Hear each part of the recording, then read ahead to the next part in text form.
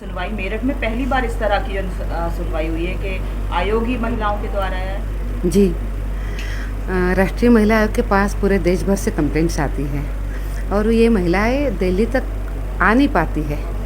तो ऐसे समय पे उनको तुरंत समय पे न्याय देना एक बहुत बड़ी जिम्मेदारी होती है।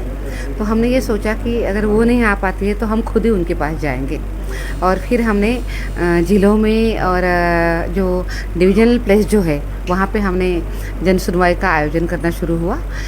इसी क्रम में आज की मेरठ की ये जन सुनवाई थी।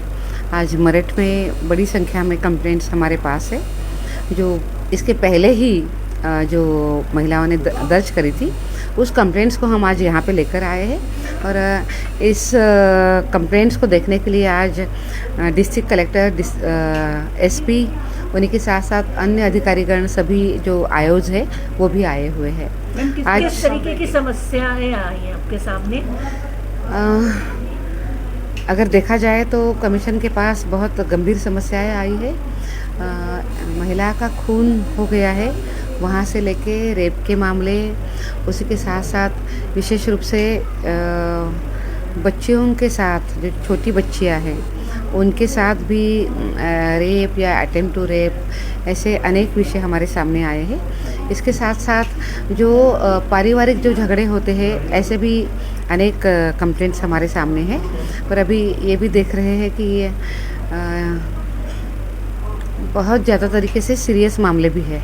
मैडम, अगर हम सुनवाई नीचे से नहीं हो रही, जो आयोग तक आ रहे हैं मामले, देखिए ऐसे नहीं हम कह सकते।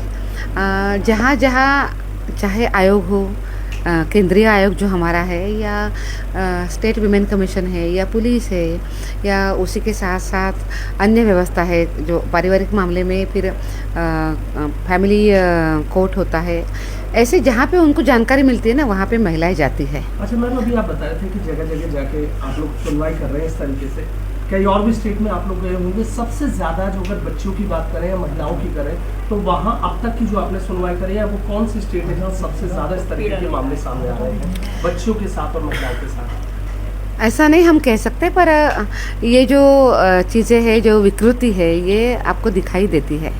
संख्या कम ज़्यादा हो सकती है बट ये आती रहती है और इसको समय पे तुरंत पुलिस को बोल के एफआईआर दर्ज करवाना, उसके साथ साथ वो तुरंत मैटर कोर्ट में जाना समयबद्ध तरीके से और उनको सज़ा होना, ये अगर हम देखते हैं तो इसकी परिणामकारकता बढ़ती है। अच्छा मैम, जो कर्नल सोफिया है, मंत्री विजय शाह ने जो टिप्पणी की, क्या कर्नल सोफिया की तरफ से आपके आया है? एक महिला का भी अपमान, एक देश की बेटी का भी, एक सेना के अफसर का भी, जिस तरीके से, तो क्या ये संज्ञान में आया है आपके आप या आपने स्वतः संज्ञान लिया है?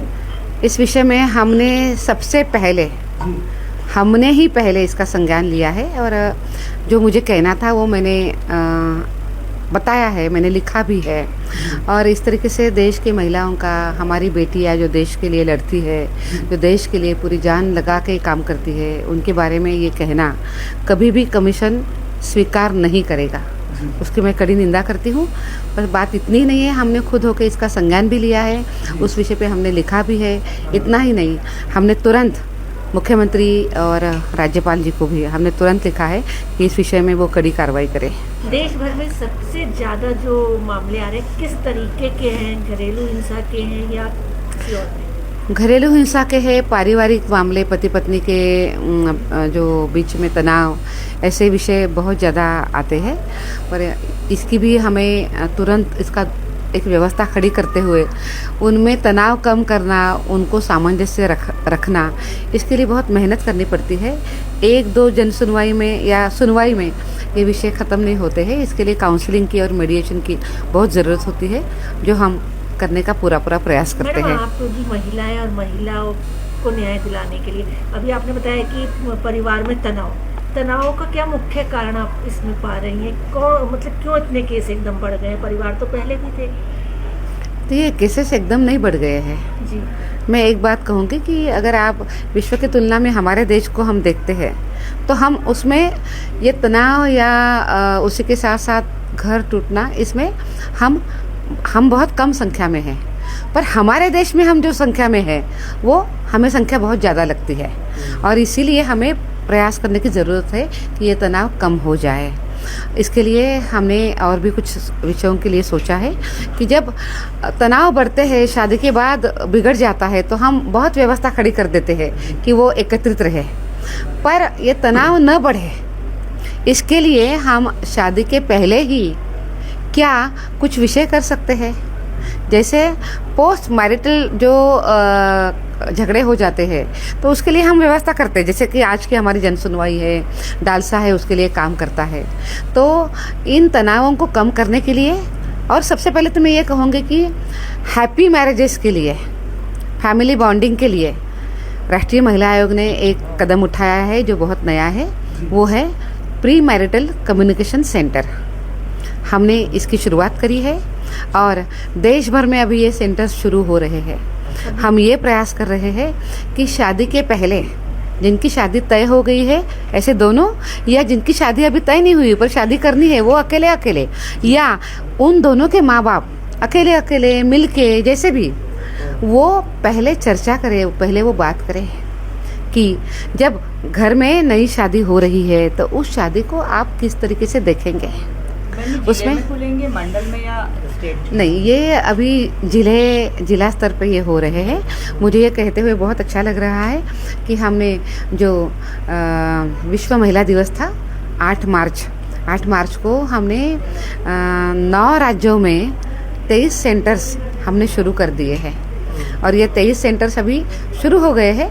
उसके बारे में जानकारी देना, लोगों को बताना और लोगों ने वहाँ पे आना, चर्चा करना और समझ कर लेना कि शादी के बाद उनको दोनों ने एक दूसरे के साथ विश्वास के साथ, उसी के साथ साथ समर्पण के साथ और रिस्पेक्ट के साथ वो कैसे चल सकते हैं, इसकी चर्चा अगर पहले ही होती है तो इस तरीके से मामले कम आएंगे, ऐसा हमें लगता है। जल्द मेरठ पे भी खुलने जा रहा है सेंटर को?